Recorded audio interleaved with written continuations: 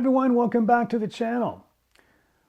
Well, in the world of high-end audio, some names have corporate prestige, but others remain in the shadows, the wizards, those that are known in the background as those wizards of technology in the audio arena. Today we're looking at a piece of audio history, the Eagle 7A amplifier. To the uninitiated, this is a boat anchor of an amplifier of American power made in the 1980s.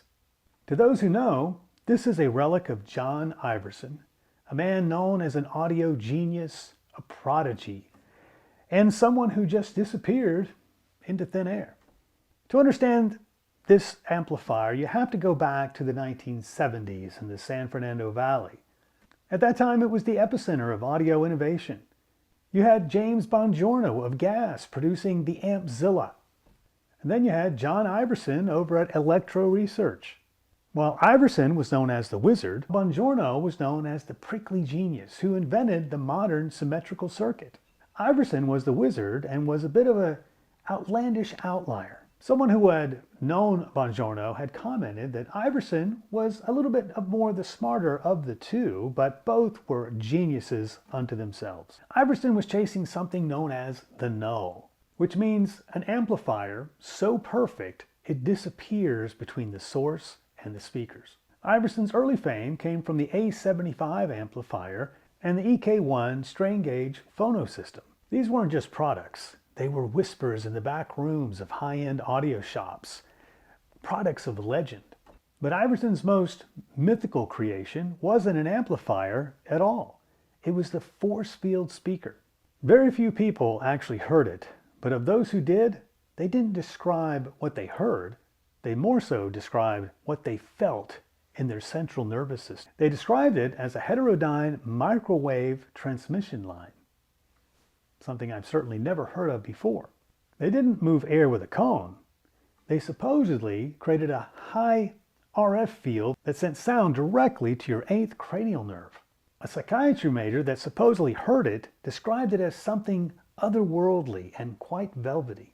And while otherworldly, it apparently had come at a price. After sitting in this beam of sound for some period of time, they developed something known as receptive aphasia, the inability to understand the spoken word. Iverson himself reported that sitting in this beam for some period of time could raise the temperature of the brain. He even claimed that his cat would become comatose if sitting in the beam of sound for too long. The stories got even more wild. Iverson claimed that this beam of sound could knock missiles out of the sky and even transmit objects through time itself. He swore that he saw flies going into the panels and disappearing. And he felt that they had left our temporal dimension. So coming back down to earth, what made this Eagle 7A so special? While other designers moved toward low feedback, Iverson went in the opposite direction. He chased something known as Baxandal optimal feedback. Most amps use a small amount of feedback to increase certain types of distortion. Iverson's amps required a maniacal level of stability and regulated power supplies to handle incredibly high feedback. This allowed the Eagle amp to develop what's known as Moxie Power, which means it could double its power with lower and lower impedance without flinching. The Eagle 7A is known as the arc welder of that family of amplifiers. It maintains a warm, smooth middle without that cold transitory sound that many are known for. By the 1980s, the wizard was on the move. In 1988, at a San Diego Auto Society meeting, he was living in a motorhome selling product out the back and reportedly consuming 2 bottles of whiskey during the meeting. He was still charming, telling far-out stories, but the shadows were closing in. He was a staunch libertarian who avoided taxes and increasingly lived on the fringes of authority. He spoke of a specialized gun he had designed, a doomsday-style weapon he was trying to sell to raise funds for his company. In 1991, John Iverson vanished. Some speculate he made a deal with the wrong people, mobsters or unsavory buyers for his weapon, and was rubbed out. Others think he simply couldn't hide his light forever and that the desert eventually claimed him. He was a man who lived with an extreme manic intensity to reach the nth degree of performance. The wizard on the hill's gone, but the iron remains. The Eagle 7A represents a moment in time when one man's obsession pushed discrete circuitry to its absolute limit. It's not just an amplifier.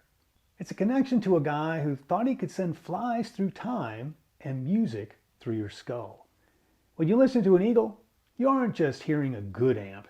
You're hearing the pursuit of the null. If you ever find one, buy it. Just maybe, keep an eye out for any wandering flies. So I thought I would cover this one a little differently than other units I've covered. It's an amplifier. Other than specs, it's kind of hard to tell you much else about it, so I thought the backstory would be the most interesting part of it. But when I say that it is a boat anchor of an amp, that is extremely valid. It is a beast.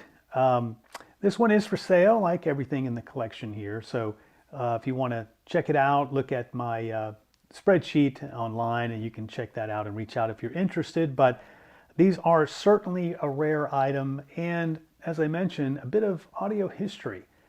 There was no one like John Iverson. He was certainly a special individual, and as they say, a prodigy of audio engineering and of other things. Who knows what his wall of sound was about and what it was really like, but the stories are quite unreal about the people who did experience it. So that lends itself to that legend, and the amp backs it up. It is an absolute beast, to say the least.